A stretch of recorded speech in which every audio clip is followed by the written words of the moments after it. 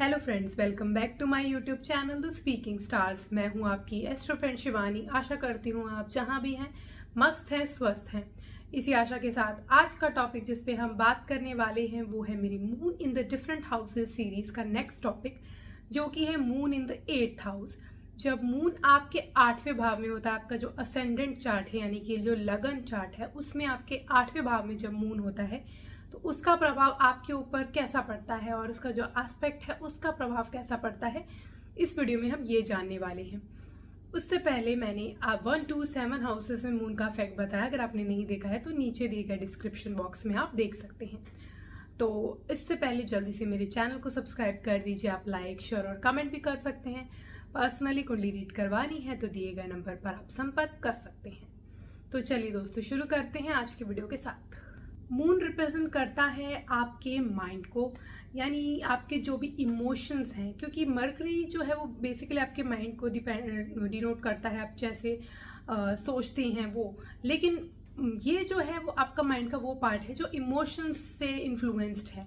यानी कि आपके जो भी, क्योंकि मून जो है वो 2.5 दिन में जो है राशि चेंज करता है, तो इसलिए आपके इमोशंस भी वैसे ही चेंज होते हैं। तो कभी पल भर में आपका जो मूड अच्छा है, अभी खराब हो गया है, तो वैसे ही जो मून है वो इन सब चीज़ों को डिनोट करता है। आप किस तरीके से इन्फ्लुएंस करके काम करते हैं, जो भी इमोशंस यानी कह सकते हैं, उसके थ्रू आप जो भी काम करते हैं वो मून डिनोट करता है। मून आपकी मदर को डिनोट करता है, वो भी आप इमोशनल उनसे कनेक्ट रहते हैं मदर से सबसे ज़्यादा, इसलिए वो मून मदर को भी डिनोट करता है। उनके साथ रिलेशन आपके, उनके साथ कैसे अपब्रिंगिंग रही आपकी, ये सब मून जो है वो डिनोट करता है।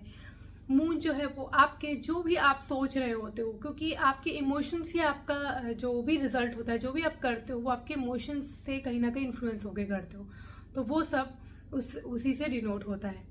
तो मून जैसा जो प्लैनेट है, जब वो 8th हाउस में, जो कि हाउस होता है सीक्रेट्स का, जो भी गवर्नमेंट सीक्रेट्स हैं, अकल्ट, एस्ट्रोलॉजी, पामिस्ट्री, आपके पार्टनर, लाइफ पार्टनर के साथ जॉइंट असेट का, आपके इन लॉस का, और जो भी सीक्रेट थिंग्स होती हैं, हिडन थिंग्स होती हैं, बर्थ का, रीबर्थ का, डेथ एंड रीबर्थ का, लॉन्जिविटी का हाउस होता है। तो मून जैसा प्लैनेट जब 8th हाउस में आता है तो आप लोग जो होते हैं वो बहुत ज़्यादा इमोशंस फ्लक्चुएशन लाइफ में सफ़र करते हैं। मतलब इमोशनली ऐसा इंसान जो होता है वो बहुत ज़्यादा ड्रेन हो जाता है, क्योंकि 8th house is about happenings and moon is also fluctuating मतलब जो इमोशंस होते हैं वो, और फ्लक्चुएटिंग वाले हाउस में तो बहुत ज़्यादा इंसान जो है ना, लोगों की जो भी उसके सराउंडिंग पीपल होते हैं उनकी बात सुन के उनके भी इमोशंस खुद में ले लेता है। बहुत ज़्यादा उसमें सोचता है, ड्रेन्ड बहुत हो जाता है इमोशनली।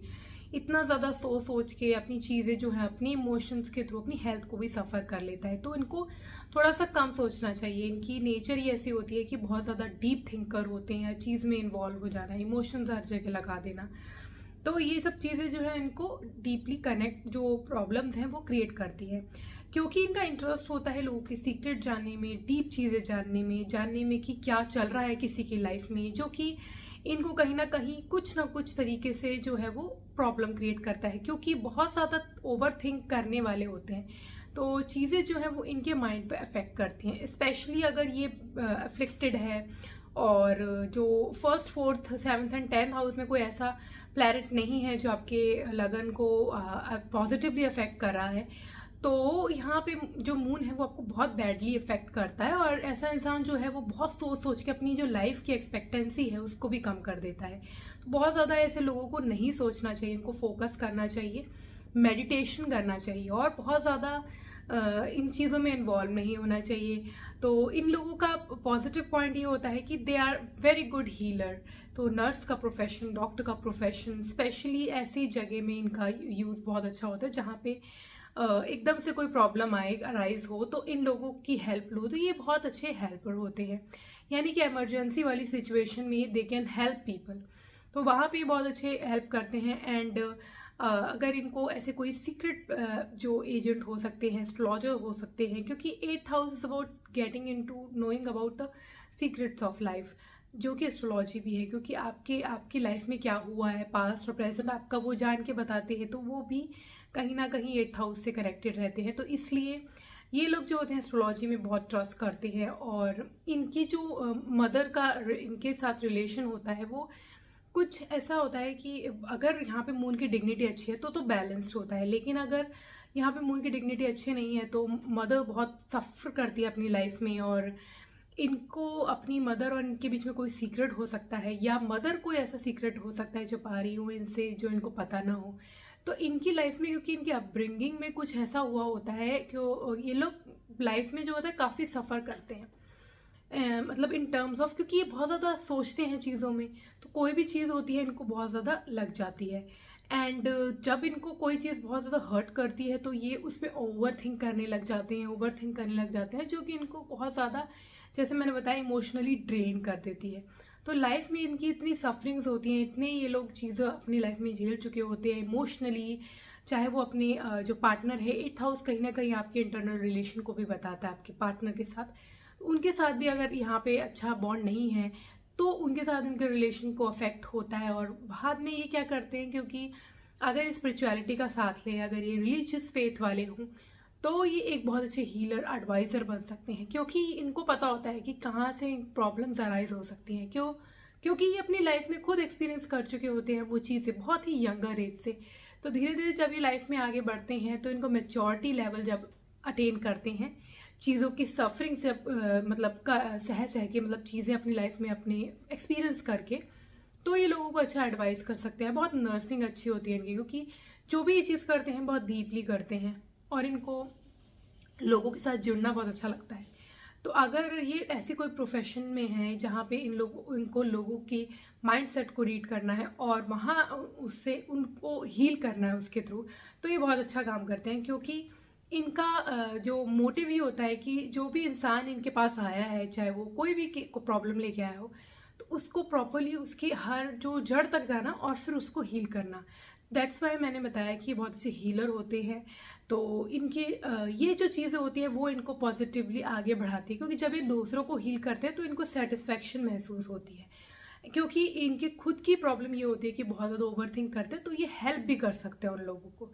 इनको क्या करना चाहिए कि इनको बहुत ज़्यादा नेगेटिव पीपल के साथ सराउंड नहीं करना चाहिए स्पेशली, क्योंकि अगर ये बहुत ज़्यादा नेगेटिव पीपल के अराउंड रहेंगे तो इनको लगेगा कि ऐसा क्यों हो रहा है, बहुत ज़्यादा उसमें ही सोचेंगे, चीज़ें गलत इनके साथ होंगी और बहुत प्रॉब्लम अराइज हो जाएंगी। जब इनकी मैरिज होती है तो इनको जॉइंट एसेट अपने जो पार्टनर के साथ एकदम से क्रिएट नहीं करने चाहिए। इनको बहुत सोच समझ के ही अपने पार्टनर के साथ जॉइंट एसेट क्रिएट करने चाहिए, क्योंकि अगर कोई प्रॉब्लम आई तो इनको एकदम से फ्लक्चुएशंस इनकी लाइफ में अप्स एंड डाउन्स आते हैं। अभी देखेंगे कि अभी इनकी जो मॉनेटरी गेन है बहुत ज़्यादा है, एकदम से इनका मॉनेटरी जो फाइनेंशियल जो एस्पेक्ट्स होंगे वो लो हो जाएंगे।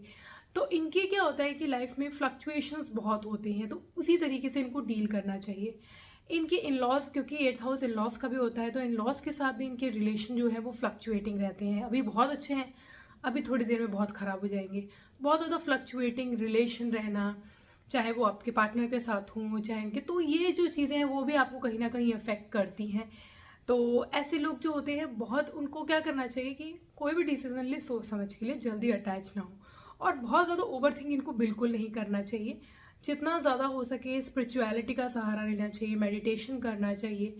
और अगर ये लोग जो है एस्ट्रोलॉजी की प्रोफेशन में या फिर कोई रिसर्च में जाए तो बहुत अच्छा होता है, क्योंकि वहाँ इनको अपनी जो डीप थिंकिंग है, जो इनको नॉलेज जो बिल्कुल डीप चाहिए होती है, चाहे वो कोई भी ऐसी फील्ड हो, तो वहाँ पे ये अपनी जो नॉलेज है वो यूज़ कर सकते हैं पॉजिटिव वे में।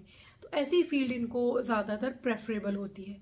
और बहुत ज़्यादा हैक्टिक प्रेशर वाली जॉब भी इनको नहीं लेनी चाहिए, अदरवाइज़ ये लोग जो होते हैं बहुत ज़्यादा, अगर कोई उनको कुछ बोलता है तो एकदम से हर्ट होके उसमें बहुत ज़्यादा, जैसे मैंने बताया, ओवर थिंक कर लेते हैं।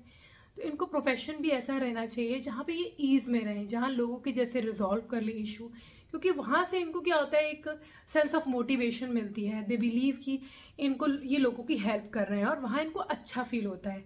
तो इनर जो पीस होती है वो इनको प्रोवाइड होती है उस चीज़ से। तो इनको वैसे ही प्रोफेशन को मतलब कंटिन्यू रखना चाहिए जहाँ पे इनको ईज़ ऑफ लिविंग रहे। तो इनकी नेचर जो है वो थोड़ी सी बहुत डीप, मतलब जैसे मैंने बताया थिंकिंग बहुत करते हैं, तो उनको थोड़ा सा ईज लाइफ में रहना चाहिए। ईजी रखेंगे तो इनको बहुत ज़्यादा चीज़ें जो प्रॉब्लम दे रही हैं वो नहीं दे। यहाँ से जो एस्पेक्ट है वो सेकंड हाउस में होता है which is of wealth also. तो इनकी वेल्थ भी अफेक्ट होती है, यानी वेल्थ भी इनकी फ्लक्चुएटिंग रहती है, प्रॉपरली मेंटेन नहीं रहती है। अगर आप सोचें कि बनी रहेगी, वो बढ़ती रहेगी, मतलब जो आप प्रोग्रेसिवली बढ़ेगी, ऐसा नहीं होता, फ्लक्चुएटिंग रहती है, कभी बहुत बढ़ती है कभी घटती है। तो कुछ ऐसे इनकी मॉनेटरी जो कह सकते हैं स्टेटस रहता है। इनके जो रिलेशन रहते हैं अपने जो फैमिली मेम्बर्स होते हैं उनके पे ये बहुत ज़्यादा, ये they believe in deep talking. तो ये उनके साथ बहुत ज़्यादा डीप टॉक करते हैं, उनकी बात समझते हैं, उनको हेल्प करने की कोशिश करते हैं। तो इनकी कुछ ऐसी चीज़ें होती हैं, और इनको अपनी जो फैमिली मेम्बर्स होते हैं उनके भी सीक्रेट्स पता होता है इनकी और इनकी मदर को, क्योंकि ये लोग बहुत ज़्यादा इन्वॉल्व रहते हैं अपनी फैमिली के साथ। तो इनको वो सब चीज़ें भी पता होती है और उनकी भी हेल्प करते हैं अपनी जो भी जिस भी तरीके से उनको बाहर प्रॉब्लम से निकाल सके तो ये निकालते हैं। तो इनकी जो नेचर होती है काफ़ी हेल्पिंग होती है, और इनका जो टेस्ट होता है वो भी काफ़ी ऐसे, मतलब इनको ठंडी चीज़ें ये सब ज़्यादा पसंद होती हैं। और आप देखेंगे कि इनके जो इन लॉज हैं वो जनरली नियर वाटर एरिया होगा, कोई रिवर होगा, कोई लेक होगा, उसके आस पास होते हैं। कि मून है तो इसलिए ऐसी वाटरी एरिया में इनके जनरली इन लॉज रहते हैं। तो इनका जो बिहेवियर होता है, इनको बस अपने क्या करना चाहिए, अपने लॉर्ड शिवा पे विश्वास रखना चाहिए, शिव से कनेक्ट होके प्रे करना चाहिए। जितना ज़्यादा मेडिटेशन करेंगे, अगर सुबह शाम दोनों टाइम में मेडिटेशन रखेंगे तो बैलेंस्ड इनकी अप्रोच रहेगी। जितना मेडिटेशन ये करेंगे उतना क्या करेंगे, इनके जो फ्लक्चुएशंस आती हैं बहुत ज़्यादा नहीं आएंगी, और लाइफ जो है वो उनको ईजी लगेगी। And after certain age 35, 36 and 40, after that they will learn to have things in life, क्योंकि स्पिरिचुअलिटी की तरफ चले गए तो इनको ये सब जो चीज़ें हैं वो बहुत ज़्यादा अफेक्ट नहीं करेंगी।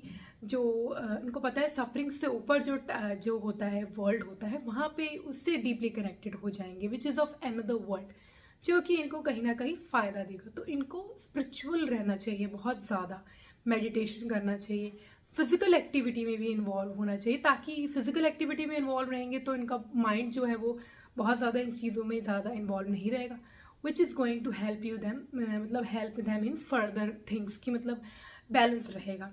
तो ये सब चीज़ें अगर ये करेंगे तो इनके लिए अच्छा रहेगा। प्रोफेशन भी ऐसा मैंने बताया कि हीलिंग प्रोफेशन में जाएँ तो अच्छा है, astrology, numerology, palmistry, agents, research, ऐसी फील्ड्स में इनको ज़्यादातर फ़ायदा यहाँ पे देखने को मिलता है। आज के लिए इतना ही। मेरी नेक्स्ट वीडियो में मैं moon in the 9th house पर बात करूंगी। For that stay tuned, stay connected, to subscribe my channel and नीचे दिए गए बेल आइकन को ज़रूर प्रेस कर दीजिए ताकि आपको मेरी लेटेस्ट अपडेट मिलती रहे। तब तक के लिए ओम शांति, thank you and take care.